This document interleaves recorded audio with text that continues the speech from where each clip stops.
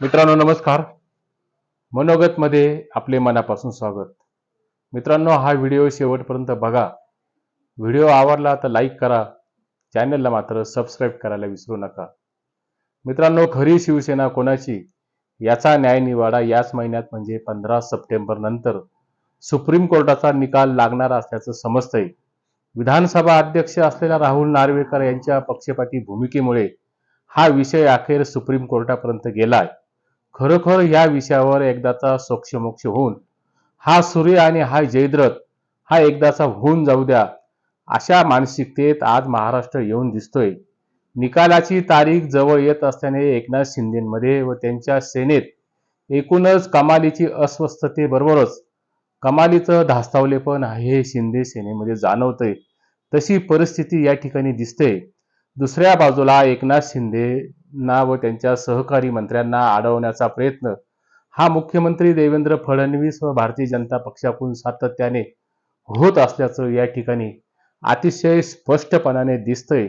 महाराष्ट्राच्या राजकारणामध्ये असे दोन मतप्रवाह हे शिंदेच्या अस्वस्थतेबद्दल असताना शिंदेचं पुढचं राजकीय भवितव्य काय असेल अशी चर्चा आता मात्र महाराष्ट्रामध्ये मोठ्या प्रमाणावर ही जोर धरू लागली आहे. त्यामुळे महाराष्ट्रातील पुढच्या काळात राजकारणामध्ये कुठले स्थित्यंतर होतील, किंबहुना सुप्रीम कोर्टाच्या निकालानंतर कुठलं राजकीय वादळ उठणार, किंबहुना महाराष्ट्राच्या राजकीय पटलावर पुन्हा एकदा भूकंपाची शक्यता ही मात्र सर्रासपणाने बोलली जाते. पण तरी तशी शक्यता ही एकनाथ शिंदे हे घडवून आणतील अशी शक्यता मला तरी आज वाटत नाही. पण यातील एक गोष्ट मात्र नक्की आहे की शिंदे सरकारच्या कॅनव्हासवर काही आणि कुठेही समन्वय या ठिकाणी दिसत नाहीत. शिंदे सरकारचं म्हणण्याऐवजी देवेंद्र फडणवीस यांच्या सरकारवर कुठेही आलबेल या ठिकाणी दिसत नाही. त्याचा उल्लेख मी कालच्या व्हिडिओमध्ये केला होता. एकनाथ शिंदे ज्या अर्थी राज्य मंत्रिमंडळाची महत्वाची बैठक सोडून तिसऱ्यांदा दिल्लीत जाऊन अमित शहांना व पंतप्रधान नरेंद्र मोदींना भेटतात आणि नरेंद्र मोदींशी जवळपास 35 मिनिटे हे एकनाथ शिंदेंनी चर्चा केली. प्रधानमंत्र्यांनी एकनाथ शिंदेंना 35 मिनिटाची वेळ दिली. यामध्ये शिंदेंचं असलेलं महत्व हे अधोरेखित होतंच. पण त्याही बरोबर शिंदेंच्या मनामध्ये जी घालमेल होती, जी अस्वस्थता ही निर्माण झालेली होती, ती अस्वस्थतेला एकनाथ शिंदेंनी प्रधानमंत्र्यांकडे मोकळी वाट करून दिल्याचं या ठिकाणी मानलं जातंय. दुसऱ्या बाजूला एकनाथ शिंदेच्या सततच्या दिल्ली वारीबद्दल अनेक तर्कवितर्क हे लढवले जातात. खरी शिवसेना कोणाची यावर सुप्रीम कोर्टात कायदेशीर लढाई सुरू आहेत. सुप्रीम कोर्टाचा निकाल जर उद्या एकनाथ शिंदेच्या विरोधात गेला तर राजकीय भवितव्य व अस्वस्थता शिंदेंना व शिंदेच्या सहकारी मंत्र्यांना आजही मोठ्या प्रमाणावर ती भेडसावताना दिसून येते. जर सुप्रीम कोर्टाचा निकाल एकनाथ शिंदेच्या विरोधात गेला तर पुढची रणनीती काय असावी, त्यामुळे ही महिन्याभरातील एकनाथ शिंदेची तिसरी दिल्ली वारी आहे. हे काहीतरी कुठेतरी भाजपच्या दिल्लीतील श्रेष्ठींकडून हायकमांडकडून एकनाथ शिंदेंना अभय मिळावं, राजकीय सुरक्षितता ही एकनाथ शिंदेंना मिळावी, यासाठी एकनाथ शिंदे हे सातत्याने निकराचे प्रयत्न हे दिल्ली वारीमध्ये करताना या ठिकाणी दिसून येत आहेत. या असं मानायला या ठिकाणी हरकत नाही आणि राजकीय वर्तुळात देखील ही तशीच चर्चा मोठ्या प्रमाणावर रंगते. विधानसभेच्या निवडणुका या महायुतीने एकनाथ शिंदेच्या नेतृत्वाखाली लढवल्या होत्या आणि साहजिकच शिंदेच्या चेहऱ्यावर व त्यांनी घेतलेल्या लोकानुनय निर्णयावर म्हणजे लोकप्रिय निर्णयावर ह्या महायुतीने विधानसभेच्या निवडणुका ह्या जिंकल्या होत्या. महायुती सत्तेवर आली होती. तेव्हा पुन्हा एकदा एकनाथ शिंदे हे महाराष्ट्राचे मुख्यमंत्री होतील अशी अटकळ बांधली जात होती. एकनाथ शिंदेंना देखील तशी महत्वाकांक्षा ही मुख्यमंत्री पदाची लागून राहिलेली होती. पण ती मागणी मात्र भारतीय जनता पक्षाने संख्याबळाचा मुद्दा उपस्थित करून शिंदेशी बुद्धिबळाचा डाव खेळून त्यांना मात्र मुख्यमंत्री पदापासून रोखलं गेलं. ही सल मात्र आजही एकनाथ शिंदेच्या मनामध्ये एकसारखी सलत होती. कुणाला आवडो किंवा न आवडो, पण एकनाथ शिंदेंनी 2.5 वर्षाच्या कार्यकाळात पब्लिक परसेप्शन हे आपल्या बाजूने वळवण्यात फार मोठं यश या ठिकाणी मिळवलंय. ही एकनाथ शिंदेची सर्वात मोठी जमेची बाजू या ठिकाणी राहिली. ही त्याच परसेप्शननी महायुतीला महाराष्ट्रामध्ये घवघवीत यश मिळवलं. महायुती महाराष्ट्रामध्ये सत्तेवर आली.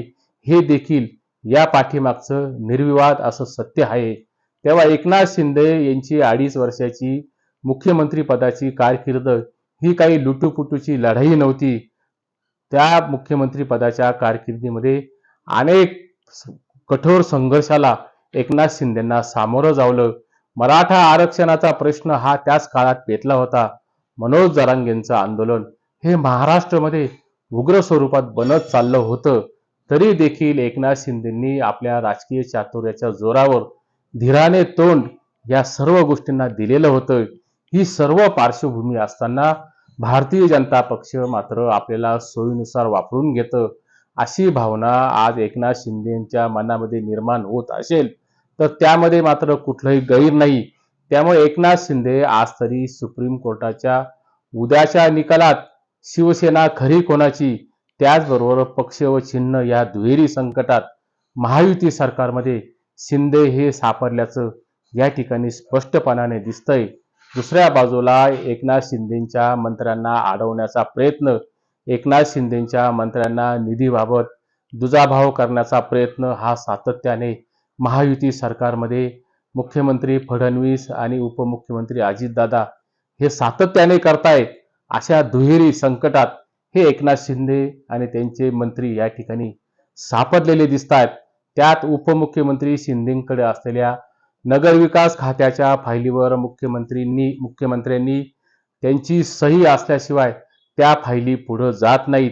ती सही नगरविकास खात्याच्या फाईलवर असणं बंधनकारक हे मुख्यमंत्र्यांनी केल्याने एक प्रकारे एकनाथ शिंदेचे पंख छाटण्याचा प्रयत्न हा मुख्यमंत्री फडणवीसांनी या ठिकाणी केलाय. दुसरीकडे उद्धव ठाकरे हे कधीही महाविकास आघाडीतून बाहेर पडतील अशी शक्यता या ठिकाणी वर्तवली जाते.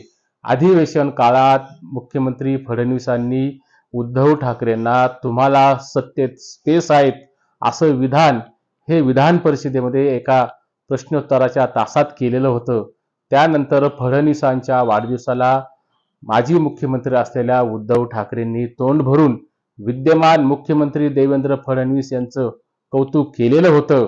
तेव्हा उद्धव ठाकरे जरी इंडिया आघाडीच्या बैठकीला दिल्लीत गेले असते तरी एकनाथ शिंदे व उद्धव ठाकरे हे दिल्लीत तळ ठोकून असणे म्हणजे पुन्हा एकदा महाराष्ट्रातील राजकारणात काहीतरी रंगतदार घटना घडेल, किंबहुना महाराष्ट्राच्या राजकारणामध्ये काहीतरी नाट्यपूर्ण घडामोडी घडेल असं मानलं जात असेल तर ते फक्त स्वप्नरंजन असेल असंही मानणं या ठिकाणी अजिबात योग्य ठरणार नाही. कारण उद्धव ठाकरेंच्या नावात यू टर्न असल्याने अशक्य गोष्टी शक्यतेच्या परिघात हे येऊ शकतात. 2019ला भाजप सेनेने विधानसभेच्या निवडणुकीत स्पष्ट बहुमत मिळवल्यानंतर मुख्यमंत्री पदाच्या आटीव लालसेतून उद्धव ठाकरेंनी 360 अंशाच्या कोनातून हे घुमजाव केलेलं होतं. हे महाराष्ट्राने देखील पाहिलेलं होतं. तरी सुद्धा प्राप्त राजकीय परिस्थिती पाहता मोदी शहांच्या इंडियामध्ये उद्धव ठाकरेंना घेण्यासाठी लाल कार्पेट आथरतील किंवा पायगाड्या घातल्या जातील असं चित्र अजिबात या ठिकाणी दिसत नाही. एकनाथ शिंदेची महायुतीमध्ये घुसमट होते हे जरी निर्विवाद सत्य असलं तरी शिंदेची सेना मात्र वेगळा मार्ग चोखाळेल, किंबहुना वेगळ्या वाटेवरती जातील असं तरी आजच्या राजकीय परिस्थितीमध्ये दिसत नाही. सरकारमधील राजकीय अस्तित्वाची लढाई ही सरकारमध्ये राहूनच एकनाथ शिंदे लढतील असंच या ठिकाणी वाटतंय. शिंदेच्या शिवसेनेची कारकीर्द ही महिन्याभरात संपणार. पक्ष आणि चिन्ह हे जाऊ शकतं असा दावा कायदेशीर सल्लागार असलेल्या असीम सरोदेंनी या ठिकाणी केलाय. सध्या तरी राजकीय सत्तेच्या व राजकीय चक्रव्यूहात हे एकनाथ शिंदे पूर्णपणे सापडलेले दिसत आहेत. 2029च्या विधानसभा व लोकसभा निवडणुकीत भाजपची वाटचाल ही स्वबळाची असेल म्हणजे भारतीय जनता पक्ष हा 100% उद्याच्या विधानसभेच्या आणि लोकसभेच्या निवडणुका या स्वबळावर लढतील असं अमित शहांनी अनेकदा महाराष्ट्रात येऊन हे बोलून दाखवलंय. त्यातून त्यांना मित्रपक्षांचं जोखड हे अजिबात नकोय. ही बाब जशी एकनाथ शिंदेंना धोक्याची सूचना देणारी असली तरी ती बाब तेवढीच अजित पवारांच्या राष्ट्रवादी काँग्रेस पक्षाला हा धोक्याचा इशारा देणारा आहेत. शिंदे फडणवीस यांच्या शीतयुद्धाबरोबरच अजित पवारांच्या मंत्र्यांचा बालिशपणाचा लपंडाव व त्याचा सुरज खेळ हा महाराष्ट्राने अनुभवलाय. भाजपकडे आजच्या घडीला 140 आमदारांचं भक्कम असं पाठबळ आहे. स्वबळासाठी फक्त 5 आमदारांची गरज आज भाजपला आहे.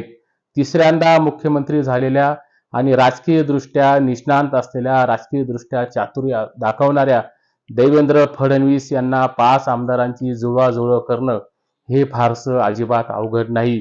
थोडक्यात काय तर एकनाथ शिंदेंना पद्धतशीरपणे कुठल्या ना कुठल्या मार्गाने बाजूला करण्याचा प्रयत्न हे मुख्यमंत्री देवेंद्र फडणवीस सातत्याने करतायत.